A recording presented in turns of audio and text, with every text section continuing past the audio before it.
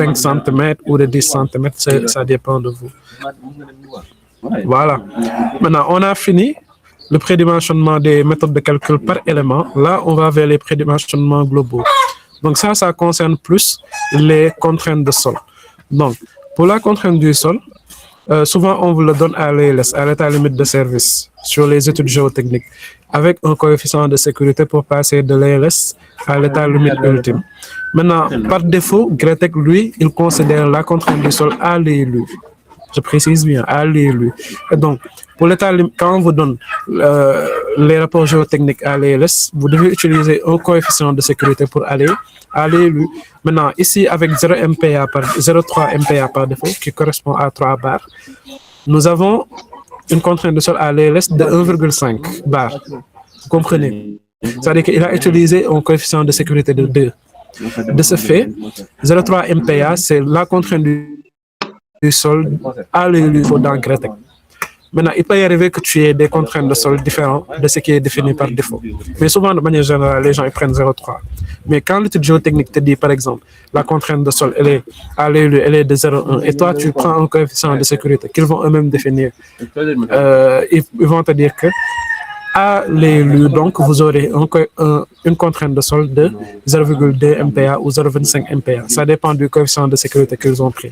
Donc, ici, on peut changer, mettre 0,25 par exemple, ou on peut tout bonnement laisser 0,3. Donc, ici, c'est juste pour configurer la contrainte du sol. Voilà. Donc, ça, prédimensionnement par palier enveloppé. Si on a des niveaux différents, en fait, on a deux niveaux de fondation différents parce que dans une zone, il y a les fondations à 1 mètre et dans l'autre zone, il y a les fondations à 4 mètres parce que il y a un sous-sol intermédiaire et que le sous-sol n'est que dans une seule zone. C'est pour cela qu'il faut respecter une distance minimale de sécurité de 1,20 m, 1,40 m. Ça dépend aussi des études géotechniques. Donc ça, global, c'est pour la partie géotechnique, pour mettre la contrainte du sol et ne pas être obligé à chaque fois que tu dimensionnes une semelle dans le module de ferrage des semelles, de changer systématiquement la contrainte du sol. Donc voilà pour la configuration des matériaux et des géotechniques. On met OK et on enregistre CTRL S. C'est ce qui met fin au paramétrage des matériaux ainsi que de notre contrainte de sol. Voilà de manière globale ce que je voulais vous présenter aujourd'hui. Nous avons fait 2 heures intenses entre présentations d'échanges. Maintenant, avant de clôturer, il est important de donner ses avis et appréciations parce qu'il y a eu beaucoup d'éléments qui ont été vus. Ce n'était que la première séance. Maintenant, au fur et à mesure que l'on va avancer, peut-être on pourrait prendre des projets plus hard parce que en fonction de la nature du projet, par exemple, il faut faire très attention avec la modélisation parce qu'il peut y arrive même tout le temps que des gens en niveau supérieur mettent des balcons ou reprennent des dalles, ainsi de suite. Donc, ce que vous devez toujours garder en tête, c'est que le plancher haut du rez-de-chaussée n'est rien d'autre que le dallage au sol, si on peut le dire ainsi, le dallage au sol du niveau R+1. Donc, quand le niveau, avec le plan architectural R+1, vous avez des dalles qui sont récupérées ou bien des balcons, il faut obligatoirement matérialiser ou bien modéliser ce balcon-là au niveau du plancher haut du rez-de-chaussée.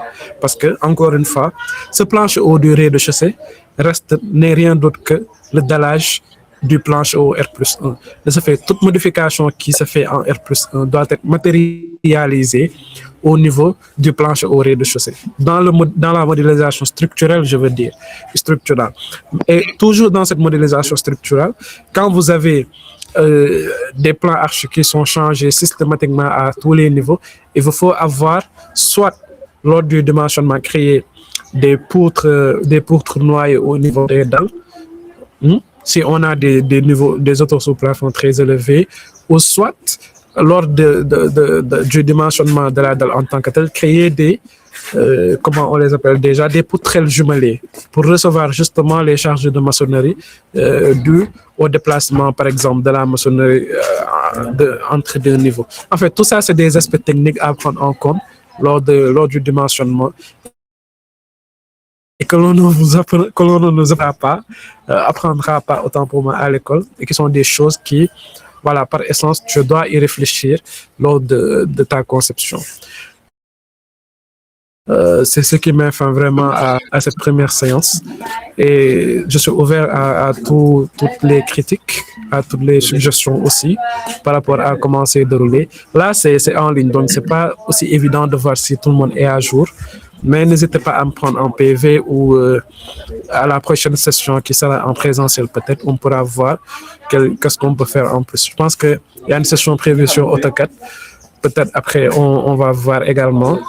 Ou bien on finit par AutoCAD avec les plans de coffrage. Je pense que c'est mieux même de finir Gretec. Maintenant, avec les plans de coffrage, tout le monde, que ce soit les étudiants en L1, L2, tout le monde pourra bénéficier également de ça, des plans de coffrage et en même temps d'une formation sur AutoCAD. Ibrahim, je pense que c'est mieux de le faire ainsi. Donc, si vous avez des questions et surtout des suggestions et critiques, merci de donner vos avis, s'il vous plaît, avant de lever la séance. Bon, je pense que vous avez fait l'essentiel en donnant les bases donc, sur le logiciel Betec. Parce que pour moi, vraiment, j'avais